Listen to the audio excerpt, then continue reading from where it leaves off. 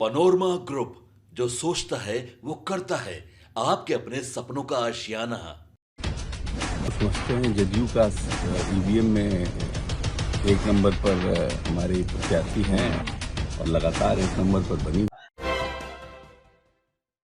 नमस्कार, आप देख रहे हैं सिटी पोस्ट लाइव और मैं हूं आपके साथ हर्षिता प्रताप सिंह।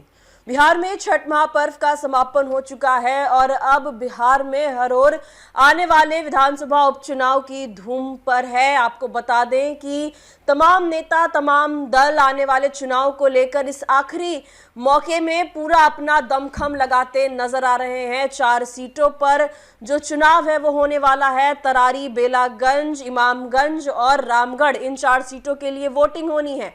अब इस बार केवल भाजपा और INDIA गठबंधन ही चुनावी मैदान में नहीं है, बल्कि जनसुराज भी चुनावी मैदान में उतर चुका है। ऐसे में जो मुकाबला है वो कितना टक्कर का होने वाला है वो देखना बेहद दिलचस्प होगा। और बेलागंज सीट की बात करें तो केवल INDIA गठबंधन और जनसुराज ही चुनावी मैदान में नहीं है, NDA के उम्मीदवार भी वहां से चुनावी मैदान में उतरे हुए हैं। और ऐसे में जदयू से मंत्री अशोक चौधरी वहां पहुंचे थे और किस तरीके से वो जनता से अपील कर रहे थे, सीधे कह रहे थे कि अगर हमें मौका दीजिए और 1 साल में हमने काम नहीं किया तो हमें आने वाले विधानसभा चुनाव में वोट मत करिएगा। पहले आप अशोक चौधरी की वो जनता से अपील सुने।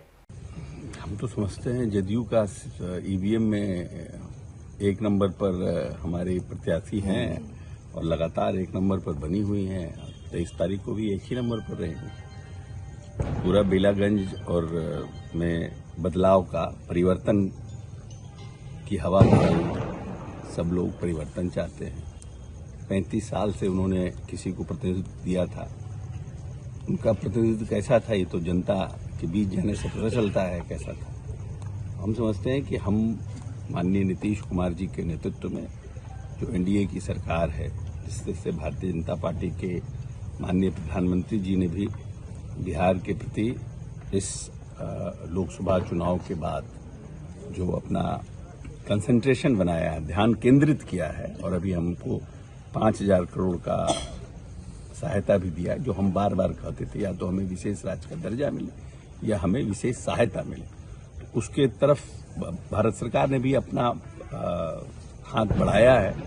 तो आने वाले समय में बिहार एक विकास के नीतीश जी के नेतृत्व में एक लंबी छलांग लगाने को तैयार बैठा है और इस लंबी छलांग में बेलागंज की भी अपनी भूमिका होनी चाहिए, क्योंकि जब आप जिस नेता के काम को देखने के बाद उनके एक सीट से तो न जीतना है, सरकार गिरनी है, न बननी है, लेकिन एक सीट से माननीय नेता का और NDA का मनोबल बढ़ेगा। क्योंकि पिछले चुनाव में इस मगध में NDA को एक सीट नहीं आई थी और इस बार 1 साल का मौका है।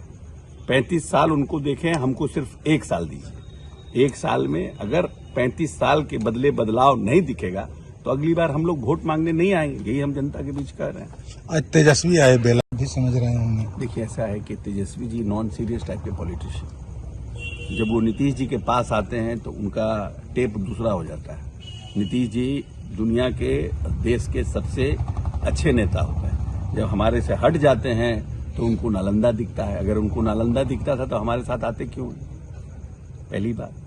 2 बार उप मुख्यमंत्री बने, जिसका फायदा उठा करके आज विपक्ष के नेता बने हुए हैं। तो ये तो माननीय नीतीश जी के नेतृत्व में ही संभव हो पाया था ना, उसी नालंदा के चलते संभव हो पाया था ना। तो ये कहना कि जो मैंडेट जनता देती है उसको किसी क्षेत्र के साथ जोड़ करके बोलना हमको लगता है सही बात नहीं। अभी उनको और परिपक्वता, राजनीतिक परिपक्वता चाहिए और बयान देने में हमेशा संयम रखना चाहिए। किसी के ऊपर अगर आप विरोधी हैं तो ऐसा बयान मत दीजिए कि आपको खुद ग्लानि हो भविष्य में। तो हम इन सब बयानों से, हम विकास पर वोट मांगते हैं। हमारे नेता न अगड़ा है, न पिछड़ा है, न हिंदू है, न मुसलमान है, न सिख है, न ईसाई है। मेरे नेता इंसान है और बिहार को आगे बढ़ाया है। जो बिहार 22,000 करोड़ का था, आज 2,80,000 करोड़ का बिहार का बजट है। और जो 7,000 पर कैपिटा इनकम से 37,000 पर कैपिटा इनकम, प्रति वयस्क औसत आय जो है उसको बढ़ाने का काम किया है। संरचना मूल बड़े भाई बता ही रहे थे, शिक्षा के ऊपर, सबके ऊपर मूलभूत संरचना किस तरह से बढ़ा है। क्या बिहार था ये? मगध में 118 नरसंहार हुए थे इसी मगध में। नेता जब से आए एक भी नरसंहार हुआ, जातीय नरसंहार? एक भी हिंदू मुस्लिम का राइट हुआ बिहार में? एक भी राइट कहीं भी 19 वर्ष के अपने कार्यकाल में?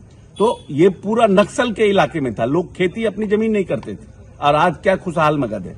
तो हम तो ये विकास पर वोट मांग रहे हैं कि हमको 35 वर्सेस 1 ईयर, आप हमको 1 साल दीजिए और हम 1 साल में काम करके आपको दिखाएंगे। और अगर हमारा उपलब्धि नहीं रही 1 साल में कोई ऐसी बेला में, तो हमको अगले साल फिर मत दीजिएगा 25 में, फिर नवंबर में चुनाव।